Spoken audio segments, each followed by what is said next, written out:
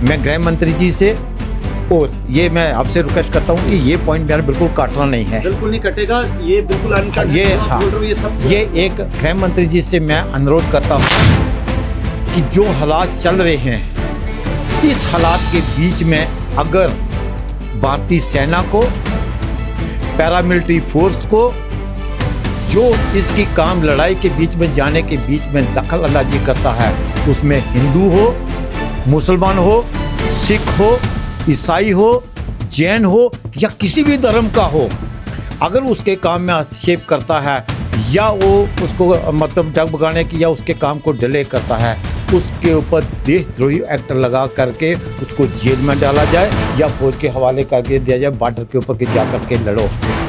हमारे को हथियार दो कि हम सेकंड लाइन डिफेंस आपका तैयार है।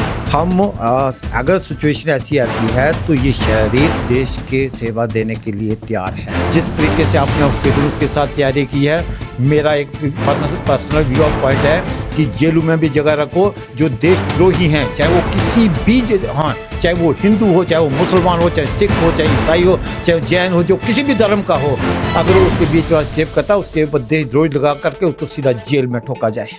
काफ़ी लंबा एक समय आपने जो है देश सेवा में निकाला है। अपनी इस मातृभूमि की जो है वो रक्षा में आपका एक बहुत बड़ा योगदान है और आप इस गांव के रहने वाले हैं। अभी जो स्थिति बन रही है, जो हालात बन रहे हैं, वार होनी या नहीं होनी ये बात का मैटर है, लेकिन जिस तरीके से तनातनी या जो तनाव देखा जा रहा है, ऐसे में तैयारियां जो है वो लोग जैसे बंकर्स हैं, जैसे हमने देखा कि आज आप भी यहाँ पर सब चीज़ें मैनेज कर रहे हैं। आपको क्या लगता है कि आपके गांव का और आपके गांव में जो एक्स मैन हैं या आप लोग हो, आपका योगदान देश की सेना के प्रति कैसा रहेगा अगर दोबारा मौका मिलता है तो? सर मैं आपको ये बताना चाहता हूँ कि हमने 28-30 साल जो है सर्विस दी है, आर्मी को सेवा, देश को सेवा दी है।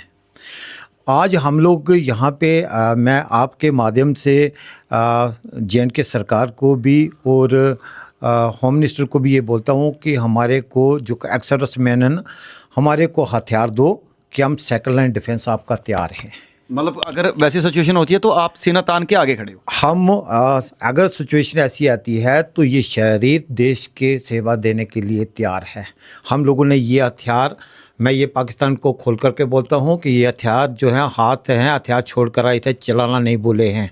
अगर हमारी ज़रूरत पड़ती है देश के ब्लड को आहुति देने के लिए, हम 24 आवर्स तैयार हैं। एक बात।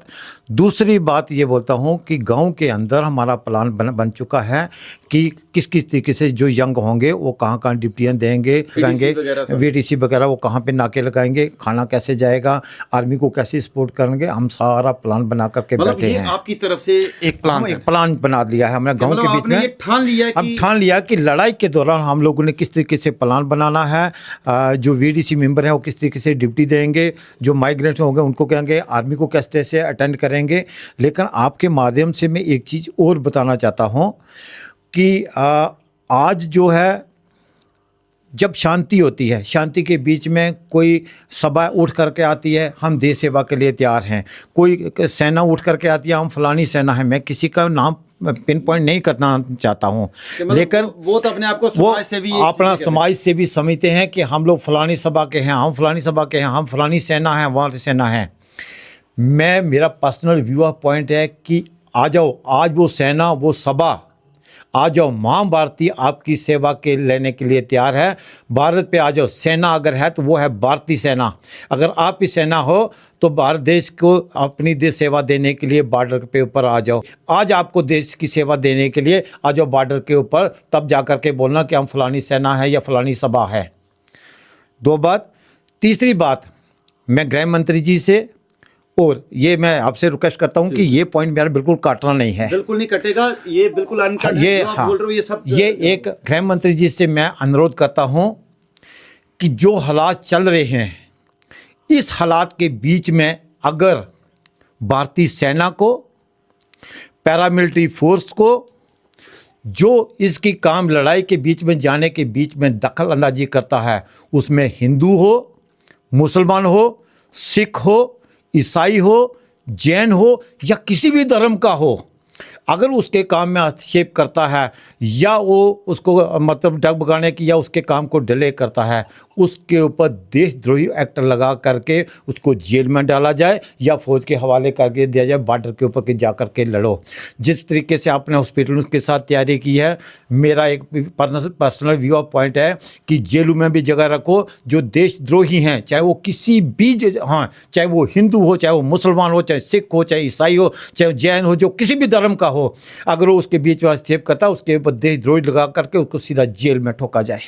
मतलब ये आपने बहुत बड़ी बात कही है। क्यों? क्योंकि ऐसा लगता है कि आज फौज के आज भी देश के जो दुश्मन जो हैं, बार उनसे तो हम निपट जाएंगे, लेकिन बीच के जो देश के दुश्मन में आज ही हमारे को वो मार देने की कोशिश कर रहे हैं, इसलिए उनको उठा करके उनका हिसाब बाद में करेंगे। लड़ाई से पहले उनको उठा करके जेलों के अंदर ठोका जाए या उनको उठा करके जो फॉरवर्ड में फौज लगी हुई है उसके हैंड ओवर कर दिया जाए। बिल्कुल।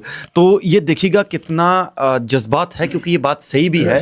जो देश सेवा में इन्होंने अपनी लाइफ के 25-30 साल दिए, ये पूरा अपना अनुभव बता रहे हैं।